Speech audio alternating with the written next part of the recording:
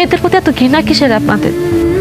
শুধু আপনি না, পৃথিবীর হাজার হাজার পরিবার, হাজার হাজার স্বামী, পিতা শুনলে মেয়ে সন্তান হওয়ার শুনলে তাদের চেহারা চেঞ্জ হয়, তার আচরণ চেঞ্জ হয়ে যায়।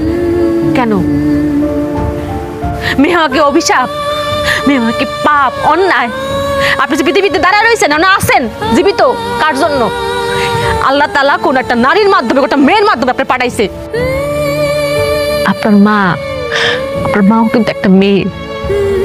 কোন কিতাব, কোন কোরআন বই পুস্তকে লেখা আছে যে বাপের পায়ের নিচে সন্তানের বেহেশত? দেখছেন? দেখবেন না তো। লেখা আছে কোথায়? মায়ের পায়ের নিচে সন্তানের বেহেশত। সে মা একটা মেয়ে। আসলাম আর একটা কথা, আপনারা কি মনে করেন ছেলে সন্তান আমার খুঁটি, আমার শেষ প্রজন্মের খুঁটি? রিজিকের মালিক আল্লাহ। কার মাধ্যমে আল্লাহ খাওয়াবেন এটা একমাত্র আল্লাহ তাআলা ভালো জানেন। সেটা একটা ছেলের মাধ্যমে হইতে পারে, একটা মেয়ের মাধ্যমে হইতে পারে, যে কারোর মাধ্যমে হইতে পারে। কেউ কাউরে খাওয়াইতে পারে না। আল্লাহ পাক খাওয়ান কারোর মাধ্যমে হয়, কারোর উসিলা হয়। আর ছেলেটা যদি খুঁটি হইতো তাহলে এই বাংলাদেশে বৃদ্ধাশ্রমের সংখ্যা বাড়তো না। বাংলাদেশে এমন একটা বৃদ্ধাশ্রম খুঁজে পাবেন না যে বাপ মারে কোনো মেয়ে বৃদ্ধাশ্রমে দিয়াইছে।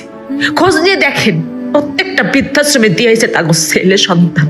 তাইলে মেয়েদের দোষটা কেন?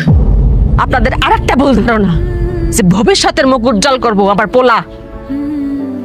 খালি কি পোলারাই করে? মেয়েরা করে না? পৃথিবীর কোন কাজে কোন জায়গা মেয়েরা নাই? কোন জায়গা মেয়েরা পিছিয়ে আছে কোন তো? ডাক্তার, ইঞ্জিনিয়ার, পাইলট কোন জায়গা নাই?